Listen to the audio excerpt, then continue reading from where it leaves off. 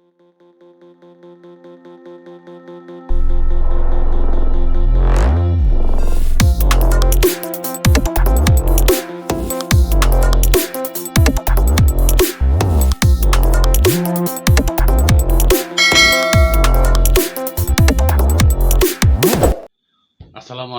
warahmatullahi wabarakatuh.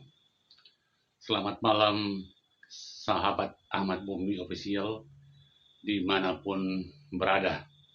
Malam ini kita coba bincang-bincang tentang hukum di tanah air. Hukum kita yang oleh sebagian pihak melihat sedang morat-marit, sedang dalam ketidakpastian. Nah, kalau kita melihat hukum Indonesia ini, hukum kita ini adalah bagian dari politik. Atau dengan kata lain, hukum kita ini adalah politik dalam bentuk lain. Legislasi dibentuk oleh DPR. Hakim Agung melalui DPR. Komisi KPK melalui DPR. Dan seterusnya. Oleh karena itu, kita menyebutkan bahwa hukum kita di Indonesia adalah politik itu sendiri. Karena diproduk kemudian dijalankan oleh kekuasaan politik. Hukum kita tidak berada di ruang hampa. Oleh sebab itu, baik buruknya hukum kita tergantung daripada politik. Warna hukum kita tergantung dari corak politik. Kalau corak politik kita itu demokratis, maka ruang partisipasi publik pada ruang pembentukan hukum itu melibatkan publik, melibatkan masyarakat seluas-luasnya.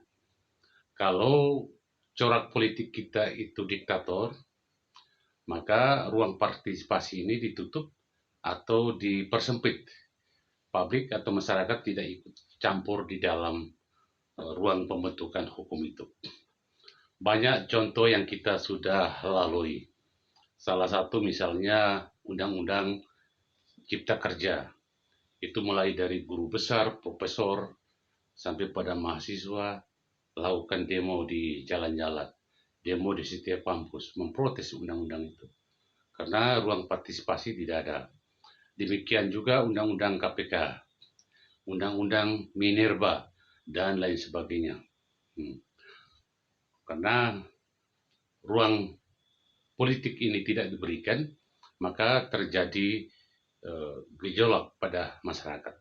Nah, kalau hukum kita itu sudah disepakati secara politik dan sudah dibuat dalam bentuk hukum, maka akan berlaku prinsip rule of law, bahwa negara ini diperintah oleh hukum.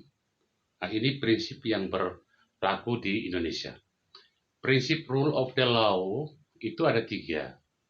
Yang pertama, supremacy of law.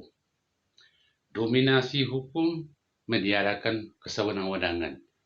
Kesewenang-wenangan pejabat itu tidak ada. Jadi hukum dominasi di atas. Yang kedua, itu equality before the law. Artinya semua orang sama di depan hukum.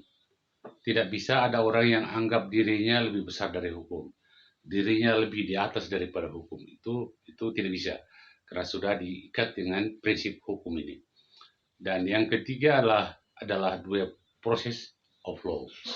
Di dalam hukum itu ada prinsip keadilan dan hak asasi manusia di dalamnya. Nah, kalau sudah terjadi hukum itu dibentuk secara politik, telah disepakati, maka itu yang kita patuhi. Nah, sekarang satu hal yang sangat morat-marit di belakangan ini adalah terkait tunda pemilu dan terkait masa jabatan presiden dan wakil presiden 3 periode. Padahal di dalam Undang-Undang Dasar 45 pasal 7 itu sudah disepakati secara politik bahwa masa jabatan presiden adalah hanya 5 tahun, kemudian dapat menjabat lagi selama 1 periode. Nah, kemudian pasal 7 ini sudah turun pada norma di Undang-Undang Pemilu. Undang-Undang Nomor 7 Tahun 2017. Pasal 169 huruf N. Di situ mengatur salah satu syarat calon presiden dan wakil presiden adalah belum pernah menjabat sebagai presiden dan wakil presiden selama 2 periode. Jadi norma ini kan sudah ada semuanya. Nah, norma ini yang harus kita ikuti karena sudah disepakati secara politik oleh DPR sebagai pembuat undang-undang. Nah, bagaimana kalau norma ini kemudian banyak pihak tidak ikuti, mewacanakan tunda pemilu 3 periode? Nah, ini yang kita sebut pengkhianatan pada konstitusi, boleh juga kita sebut pemberontakan kepada konstitusi yang ancamannya pada keamanan negara. Dan ini adalah makar. Kalau misalnya aparat penegak hukum kita ini konsisten dengan hukum yang sudah disepakati secara politik, maka orang yang mewacanakan ini harus diproses secara hukum. Lain hal kalau mereka mewacanakan amandemen terhadap Undang-Undang Dasar 45. Tapi ini mereka tidak wacanakan amandemen, tapi wacanakan penundaan pemilu dan presiden 3 periode. Ini pengkhianatan terhadap Undang-Undang Dasar 1945. Ini tidak boleh. Oleh karena itu, saudara-saudara dimanapun berada di channel Ahmad Bumi Official, mari kita taat pada hukum yang sudah disepakati secara politik oleh DPR.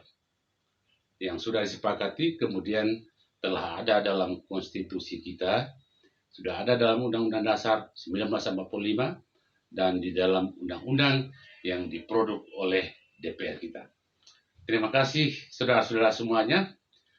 Sampai di sini dulu, nanti kita sambung pada tema yang lain. Oke, kita ngopi dulu, nanti kita sambung.